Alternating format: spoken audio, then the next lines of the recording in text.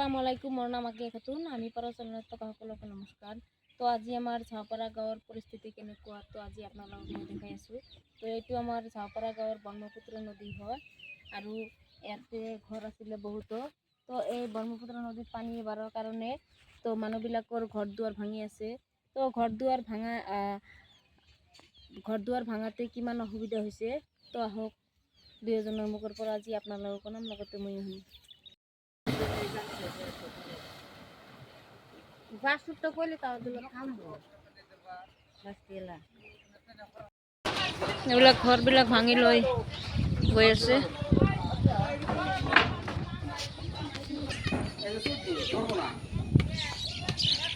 ঘৰ ভাঙি আছে, এইটো নদী হয় আৰু এইটো ঘৰ ভাঙিছে।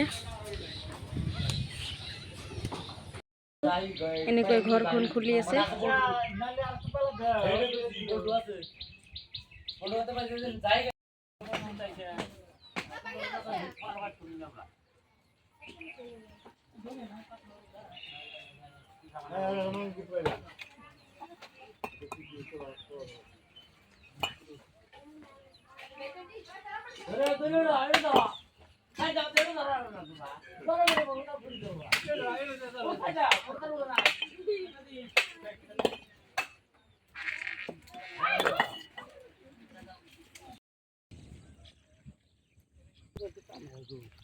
তো এতিয়া আপোনালোকক মই দেখাই আছোঁ, এনেকৈ ঘৰ ভাঙি আনি বেলেগৰ পথাৰত ৰাখি দিয়া হৈছে।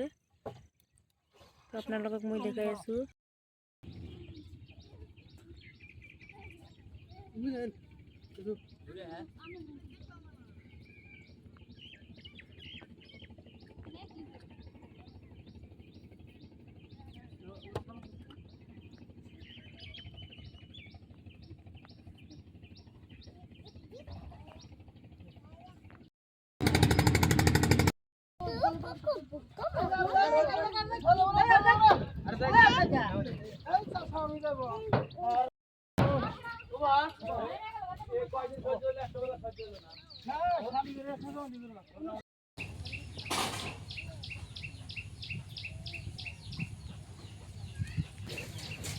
এগুলা কি করতেছে ওগা? এই যে ইট মিট গুনা হরাইতেছি। কে ইট হরাইতেছেন কে? কি করবেন?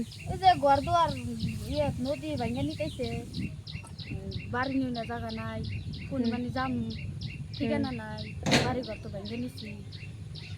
তো আপনার বাড়ি কয়বার ভাঙছেন এবার দিয়ে? তিনবার ভাঙলেন। এখন তাহলে যাবেন কোনে? মানে কোনে যাবো, ওই যে দাগের মধ্যে কেওড়াটা দিছে, কোন মানে যাবো। তো আপনার মাটি টাটি নাই? না, নিজের তো মাটি টাটি নাই, নিজের মাটির মধ্যে এখন বাড়ি ছাড়ি তুলবার দিব নাকি। ভাঙ্গে খেলা দিন থেকে 10-12 বছর ধরে ভাঙ্গে, খালি বাড়ি ঘর ভাঙ্গাই নাগে, খালি বাড়ি ঘর ভাঙ্গাই নাগে।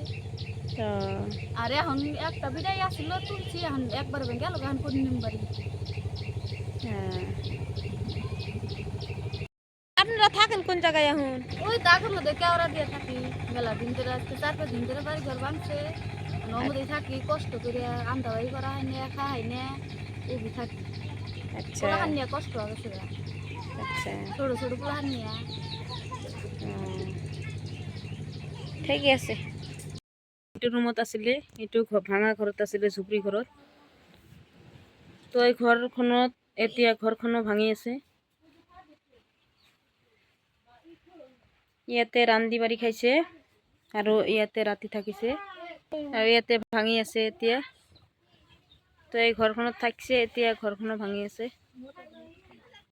তো মহিলাজনীৰ মুখৰ পৰা শুনিলোঁ গাঁৱৰ পৰিস্থিতি বহুত বেয়া, খাৰাপ। তো এনেকৈ ঘৰ দুৱাৰ ভাঙি ৰাস্তাত ৰাখি দিছে আৰু এইটো চেণ্টাৰ হয়, এই চেণ্টাৰত ৰাতি মানুহবিলাকে থাকে, কোনোবাই থাকে আৰু কোনোবাই ৰাস্তাত ঘৰ ৰাখি দিছে, ৰাস্তাতো ৰাতি থাকে, এনেকৈ থাকি আছে।